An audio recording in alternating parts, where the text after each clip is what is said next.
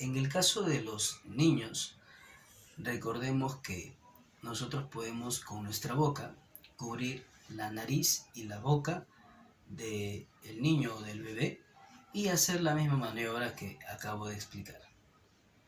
Existen muchísimos métodos antiguos en los cuales nosotros con compresión de ciertas zonas, con la expansión torácica, se podía ventilar a la víctima. Estos tipos de respiración artificial se conocen como métodos manuales de respiración artificial y existe el Holger-Nielsen, el Sylvester, método de Eve, de Marshall Hall, de Howard, de Pacini, de Howard Pacini. Existen muchísimos métodos, pero de verdad que existen bastantes métodos artificiales y yo tengo videos donde muestro cómo son estos diversos métodos manuales que, si bien es cierto, están en desuso, pero que existen y que incluso muchos instructores de diversos países en la actualidad todavía lo enseñan. En la actualidad también existen diversos dispositivos con los que uno se puede proteger, como es una máscara para resucitación, para reanimación especial. Existe también un tubo, que es el tubo de Zafar, el Resuscitube, y también nosotros tenemos lo que es el ambú. Con el ambú se presiona una zona y estás dando oxígeno. Incluso ese ambú se puede conectar también a un balón de oxígeno y mediante eso también dar oxígeno. Es posible también hacer todo esto. Ahora, recordemos, esto de las compresiones de 6 a 8, esto de las ventilaciones de 6 a 8 ventilaciones por minuto, es cuando nosotros hacemos todo el sistema completo de RCP, es decir, cuando la persona tiene paro cardíaco y también paro respiratorio. Nosotros hacemos este proceso.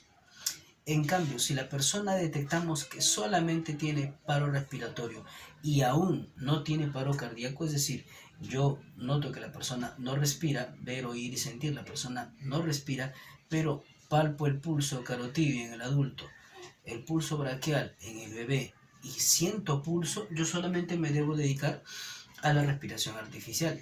¿Qué debo hacer? Debo dar una respiración de salvamiento y esto debe ser cada 5 o 6 segundos. Debo dar cada 5 o 6 segundos dar otra. Cada 5 o 6 segundos y dar otra. Aproximadamente debe ser entre 10 a 12 respiraciones por minuto. Esto se debe hacer en adultos y aproximadamente se hace durante 2 minutos y después vamos a reevaluar. En niños y en bebés se debe dar una respiración de salvamento cada 2 a 3 segundos y aproximadamente vamos a ventilar de 20 a 30 respiraciones por minuto. Esto, como dije, es el ritmo que se debe hacer en niños y en bebés. El RCP avanzado, por su parte, ya no solamente estamos hablando de la técnica de RCP básico, que con la compresión con las manos, la apertura de la vía aérea y lo que es la respiración artificial, sino que además nosotros nos vamos a valer de un desfibrilador, de un DEA y también de fármacos, como por ejemplo la amiodarona. Estos fármacos lo que me van a ayudar es a sacar al paciente de esta fibrilación ventricular.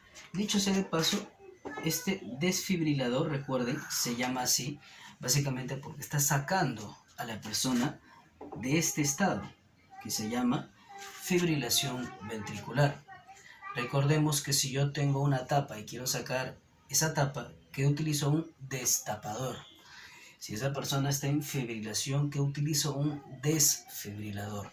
Esto consiste en 2 paletitas que se coloca, muy fácil de colocar porque ahí mismo dice las instrucciones, y presionas 1, 2, 3, máximo 3 botones, donde uno es para prender y el otro es para analizar si se necesita o no una descarga. En el momento que diga que sí necesita una descarga, la misma máquina te avisa que despejes, que no lo toques y presiones el botón para hacerle la descarga. También la misma máquina te va a avisar si es que ya no es necesario hacer una descarga eléctrica.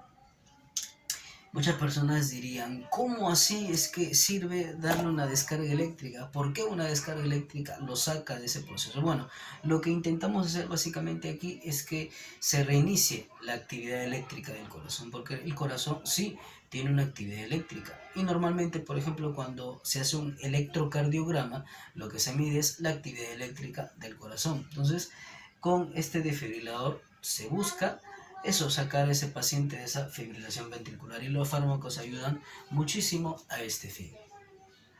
Saber que nosotros tenemos una cadena de supervivencia que básicamente trata todo este tema del paro cardiorrespiratorio y de la RCP que uno realiza.